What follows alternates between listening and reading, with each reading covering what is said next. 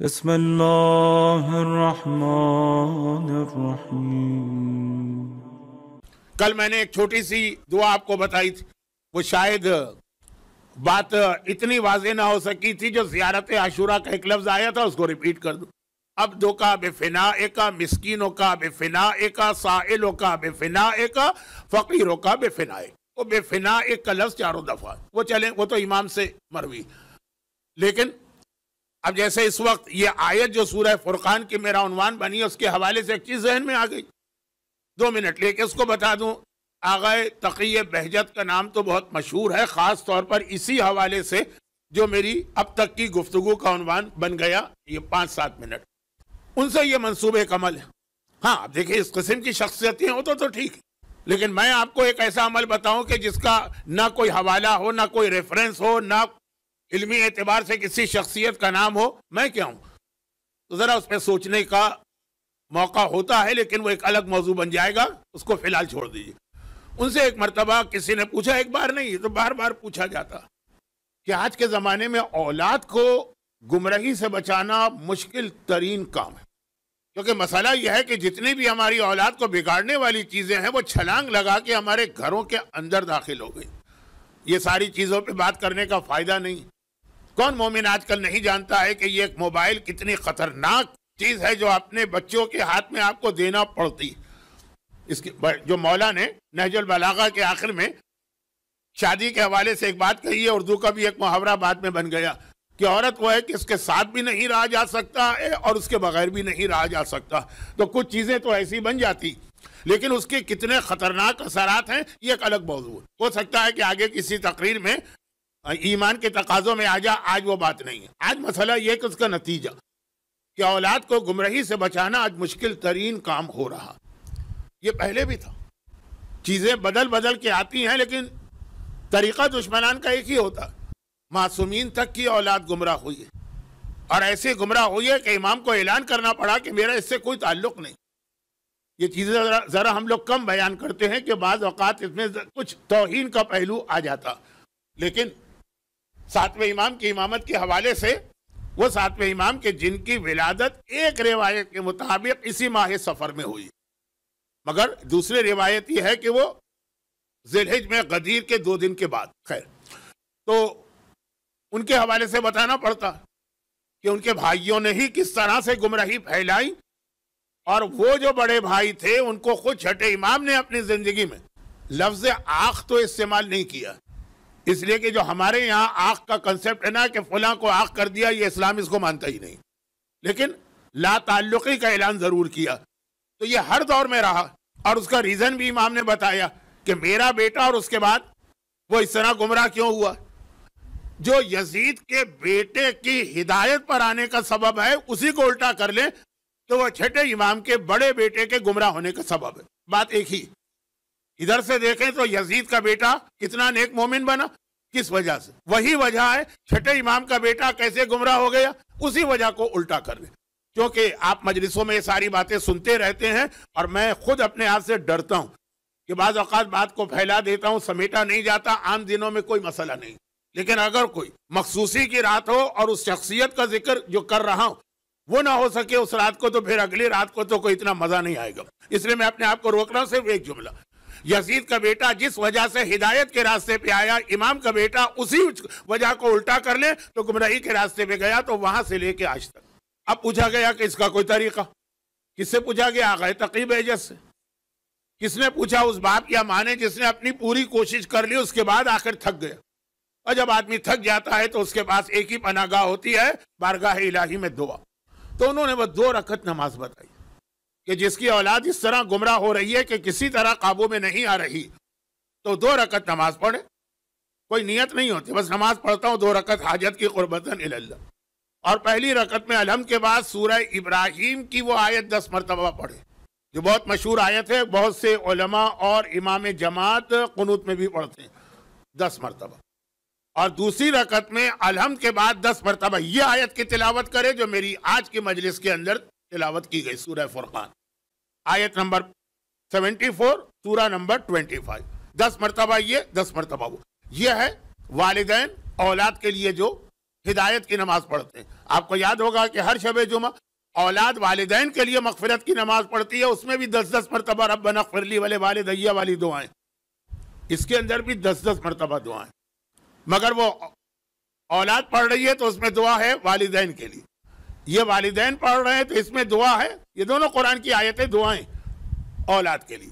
سورہ ابراہیم کی آیت رب اجعلنی مقیم الصلاۃ ومن ذریتی ربنا وتقبل دعا، اے خدا مجھے بھی نمازی بنا اور من ذریتی، اور میری اولاد کو بھی نمازی بنانا. باپ کا نمازی بننا کافی نہیں ہے، ماں کا نمازی بننا کافی نہیں ہے. ومن ذریتی، یہ جو حضرت ابراہیم کی دعا 10 مرتبہ پہلی رکعت، اور دوسری رکعت میں 10 مرتبہ یہ دعا جس میں خدا نے بتایا میرے بندوں کی، جن کو میں اپنا بندہ قرار دے رہا ہوں، ان کی آخری خصوصیت یہ ہے کہ کہتے ہیں ربنا ہب لنا من لدنک من ازواجنا وذریاتنا قرۃ اعین واجعلنا للمتقین اماما، 10 مرتبہ.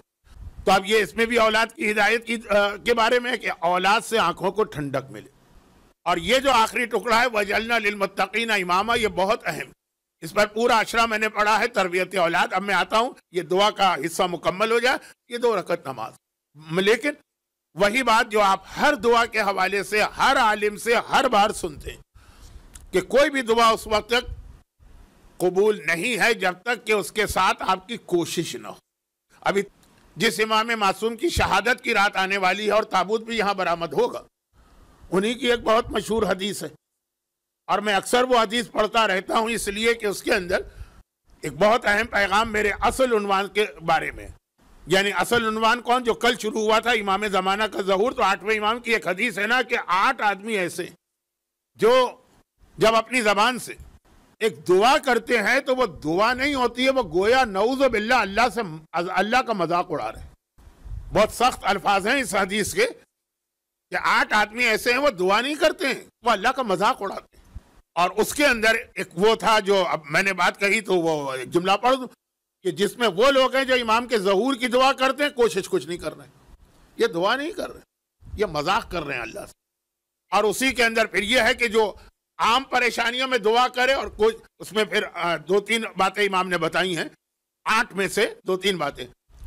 رزق کے لیے دعا کرے اور کوشش نہیں کرے، گھر میں بیٹھا ہوا ہے، چارپائی توڑ رہا ہے اور کہہ رہا ہے کہ خدا بندہ رزق عطا کر دے، یہ دعا نہیں مانگ رہا، یہ اللہ سے مذاق کر رہا. اور پھر اس میں بیماری کے لیے ہے کہ بیماری ہے، بیمار ہے کہ اللہ صحت دے، اور دوا نہیں کر رہا، یہ دعا نہیں کر رہا، یہ اللہ سے مذاق کر رہا، اللہ کا مذاق اڑا رہا. تو یہ جو ایک دعا کا فارمولہ ہے نا، یہ تینوں چیزیں دعا ہو گئی. ظہور امام کی بھی دعا ہی ہو گئی. کوشش ہر مومن جانتا ہے کیونکہ مجلسوں میں آج کل اتنی کثرت سے پڑھا جاتا. تو اب یہ جو کہا نا کہ اولاد کو ٹھنڈک بنا، قرآن کی آیت. اور وہ جو ضمناً بات آ گئی کہ آغا تقی بہجت نے جو ایک عمل بتایا، یہ دعا ہے نا، اس کے ساتھ کوشش ہے. یہ نہیں ہے کہ بس اب آپ یہ 2 رکعت نماز پڑھ کے اپنے گھر میں آرام سے بیٹھے ہیں، آپ کے گھر میں وہ ساری خرافات آپ کے ذریعے سے داخل ہو رہی جس سے آپ اپنی اولاد کو بچانا چاہ رہے ہیں. چنانچہ بہت ہی مشہور ایک حدیث ہے، میں کئی دفعہ پڑھ چکا ہوں، ایک بار اور سن لیجئے. صادق آل محمد امام جعفر صادق علیہ الصلاۃ والسلام ارشاد فرما رہے ہیں. اب ذرا سا امام نے جو تمام مسلمانوں کے ذہن میں خیال ہے نا، اس کو الٹا کر دیا. اب یہ دوسری بار آج کی مجلس میں لفظ الٹا استعمال ہو رہا ہے. ایک عام بات وہی ہے جو مجلس کے شروع میں آ گئی کہ اگر اولاد والدین کی نافرمانی کرے تو وہ آنکھ ہو جاتی. آنکھ بدترین گناہ نے کبیرہ میں بالکل ٹاپ کے اوپر یہ گناہ تھا. اور یہ وہ گناہ ہے یا اس کے الٹ جو نیکی والدین کے ساتھ اچھا سلوک جو شروع اسلام سے آیا. بلکہ میں اور ذرا واضح کر دوں، جملہ غلط فہمی ہو سکتا ہے ہو جائے. نماز کا حکم بعد میں آیا ہے، روزے کا حکم بعد میں آیا ہے، حج کا حکم بعد میں آیا ہے، شراب حرام ہونے کا حکم بعد میں آیا ہے، سود حرام ہونے کا حکم بعد میں آیا ہے. والدین کی نافرمانی اور والدین کی اطاعت کا حکم بالکل شروع میں آیا. سورہ انعام کی آیت نمبر 151، 152، 153 جو میں اسی امام بارگاہ علی رضا میں 1 سال پورا اشرا اس میں پڑھ چکا ہوں. بالکل شروع اسلام کی آیت تھی وہ. اور وہاں سے والدین، تو آقے والدین تو بہت مشہور چیز ہے، اس پہ بات کرنے کا اتنا فائدہ نہیں ہے، یعنی ہر ایک کے ذہن میں. ہاں میں نے جو ایک لفظ کہا نا ذرا اس کو واضح کر دوں، آق کیا نہیں جاتا ہے، آق ہو جاتا ہے. آق کیا نہیں جاتا. ایسا نہیں ہے کہ باپ کہے کہ میں نے اس کو آق کیا یا ماں کہے کہ میں نے اس کو آق کیا. اگر وہ یہ کہہ رہے ہیں کہ حق کیا ہے اور اولاد کا کوئی قصور نہیں ہے، ان کے کہنے کا کوئی فائدہ نہیں. بعض اوقات ایسا بھی ہوتا ہے، ایسی باتوں پہ حق کر دیتے ہیں کہ جس کا نہ عقلاً نہ شرعاً نہ قانوناً کوئی جواز بنتا ہے، لیکن حق کر دی ذرا سی بات پر. کیونکہ میں نے تو خود جوانی میں بہت بھگتا ہے اس بات کو، اپنی بات نہیں کر رہا ہوں.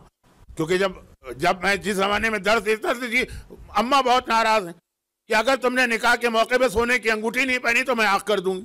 کبھی ہمارے ہاں اس کے بدلے دوسرا لفظ استعمال ہوتا ہے کہ دودھ بھی نہیں بخشوں گی. پھر یہ لفظ اس وقت ختم ہو گیا جب بچے ڈبے کے دودھ پہ پلنے لگے. اب ایک مرتبہ پھر وہ آ گیا دنیا میں کہ نہیں جی ماں کا دودھ سب سے بہتر. یہ ساری باتیں چھوڑیے، خلاصہ یہ کہ آپ سونے کی انگوٹھی نہیں پہنو گے شادی کے موقع پہ تو پھر میں حق کر دوں گی. تو اس حق کا کوئی فائدہ ہے؟ بہت ساری مثالیں، ٹائم بھی نہیں ہے، ضرورت بھی نہیں. حق کیا نہیں جاتا، یعنی اگر والدین حق کریں تب بھی وہ حق نہیں ہوتا. حق کیا نہیں جاتا، حق آٹومیٹک ہو جاتا. والدین حق نہیں کر رہے ہیں پھر بھی یہ بیٹا حق ہو جاتا. حق کا دار و مدار اس بات پر ہے کہ یہ اپنے والدین کے ساتھ حسن سلوک کر رہا ہے کہ نہیں کر رہا. میں تو جانتا ہوں ایسی اولادوں کو جو اپنی ماں کو اذیت و تکلیف پہنچا رہے ہیں، ماں ان کے لیے نہ بد دعا کرتی ہے نہ حق کرتی ہے، لیکن وہ حق ہو گئے خود بخود. اور اسی طرح جو میں نے الٹی مثال دی کہ کوئی غلط کام نہیں کر رہا ہے بیٹا.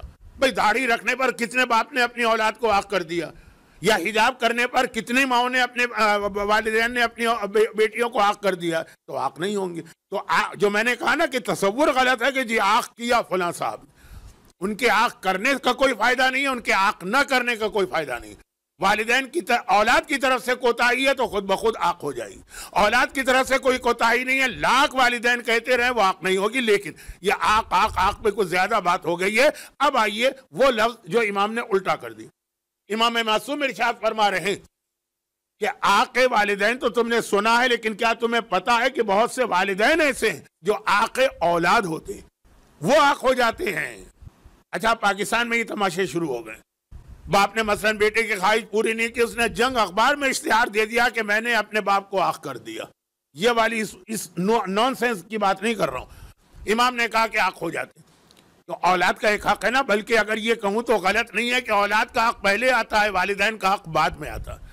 یعنی پہلے والدین کی ذمہ داری اولاد کا. وہ حدیث مشہور ہے، میں زیادہ بات کو پھیلانا نہیں چاہتا، جلدی سے موضوع پر آ جاؤں. اور وہ یہ کہ راوی نے چونک کے پوچھا مولا یہ کیا ہوتا ہے حق اولاد؟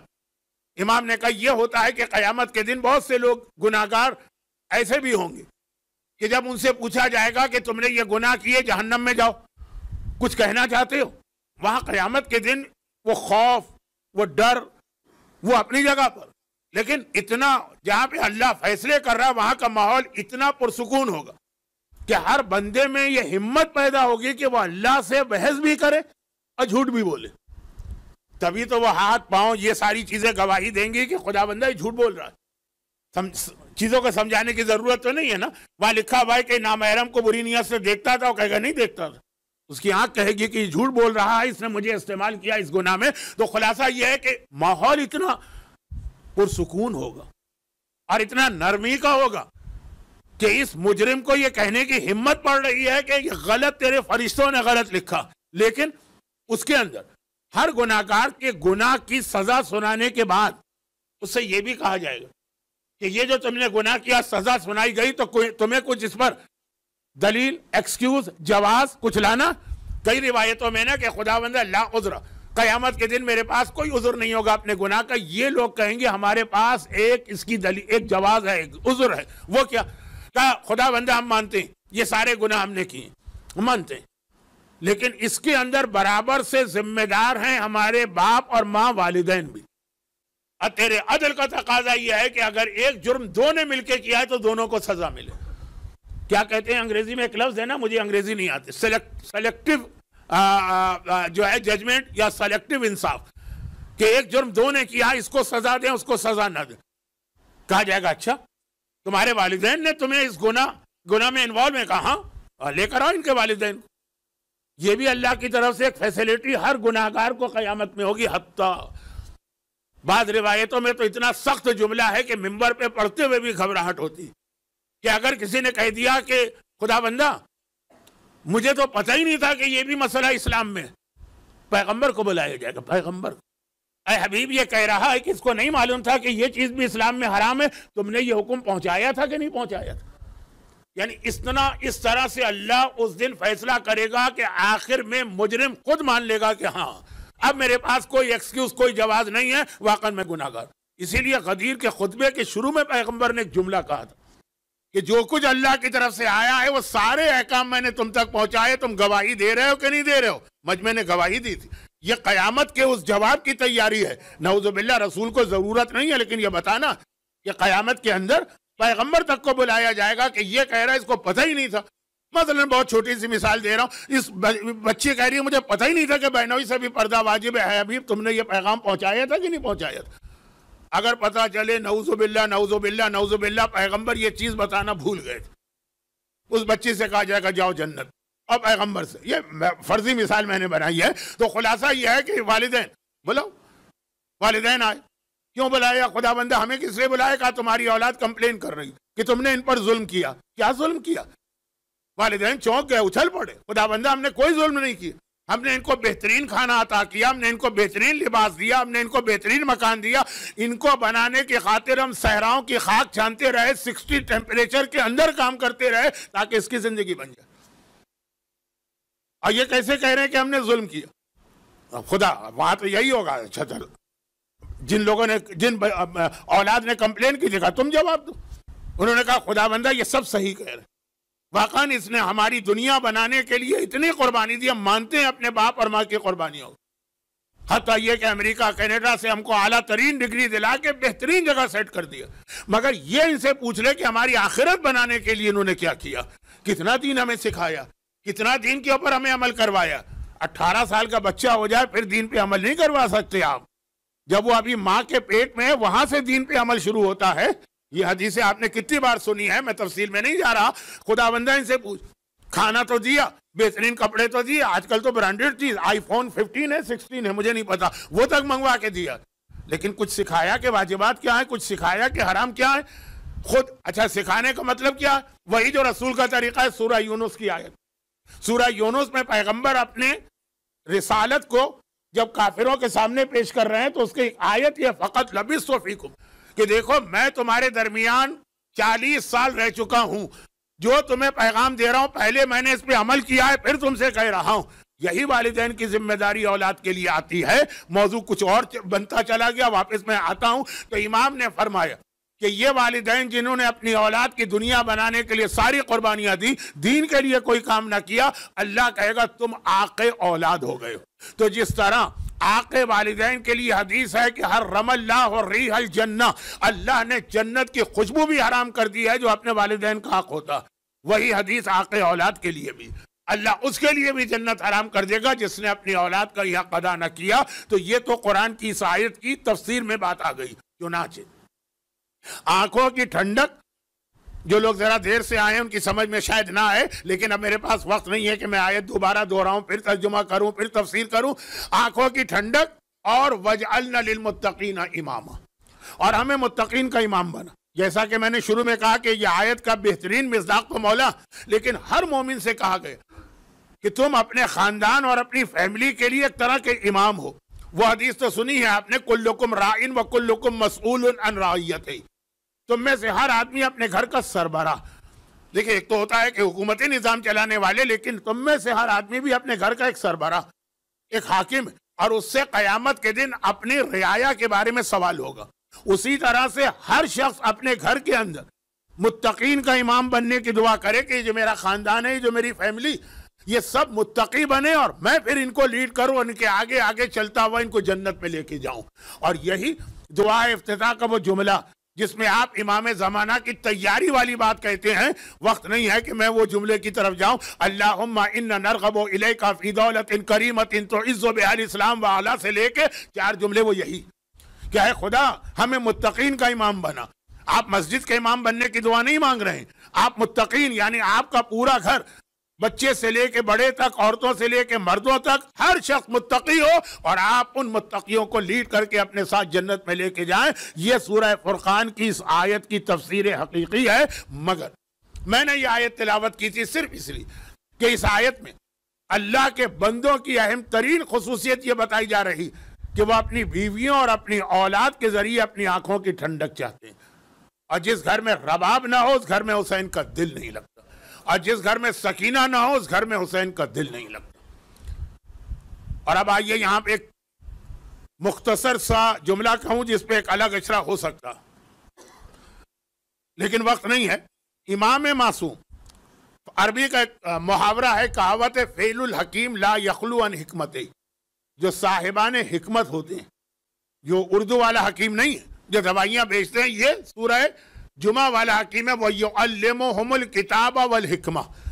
تو عربی کا ایک محاورہ ہے, بلکہ بعض علماء کہتے ہیں یہ مولا کی حدیث ہے, لیکن مجھے یہ کنفرم نہیں کہ جو بھی عقل مند ہے, دانشمند ہے, دانشور ہے, صاحب عقل ہے, اس کا کوئی کام بھی حکمت سے خالی نہیں ہوتا.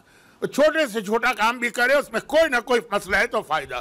حسین کا کربلا کے میدان میں سکینہ کو لے جانا, اگرچہ اس کے لیے میں پہلے تو وہ واقعہ پڑھتا ہوں جو ہرسما کا واقعہ ہے 10ویں امام والا, لیکن وقت نہیں آج میرے پاس, کہ جب گرمی کے موسم میں اور صحرا سے گزرتے ہوئے امام نے کہا کہ کمبل لو, جیکٹیں لو, لحاف لو, توشکیں لو. یہ میں شاید بہت پرانا لفظ استعمال کر گیا.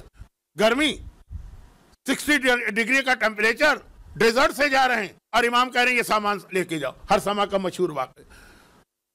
پھر پتا چلا کہ امام نے اتنی گرمی میں اتنی شدید سردی کا سامان کیوں منگوایا. 10ویں امام کے ولادت کے موقع پر بھی یہ واقعہ میں پڑھتا ہوں, شہادت پہ بھی, اور میں تو ایک طالب علم ہوں, علماء سے آپ سنتے رہتے ہیں. امام کا ہر عمل کوئی حکمت ہوتی ہے. بس یہ یاد رکھیے گا کہ اس پورے جہاد کربلا میں, ایام عزا میں جو آپ تذکرہ سن رہے ہیں, حسین نے اپنے اس جہاد کی کامیابی کے لیے 2 ایسی شخصیتوں کا انتخاب کیا کہ آج بھی اگر حسین کا جہاد اس طرح دنیا کے سامنے, اس میں ان 2 کا رول بہت اہم ہے. اب جو جملہ کہہ رہا ہوں اس کو توہین مت سمجھیے گا, توہین نہیں. یہ 2 سے میری مراد عباس نہیں ہے, اکبر نہیں ہے, قاسم نہیں ہے, حبیب ابن مظاہر نہیں ہے, حر نہیں. یہ 2 شخصیت, ایک کربلا کا ششماہا علی اصغر اور ایک زندان شام کی ننھی بچی سکینہ.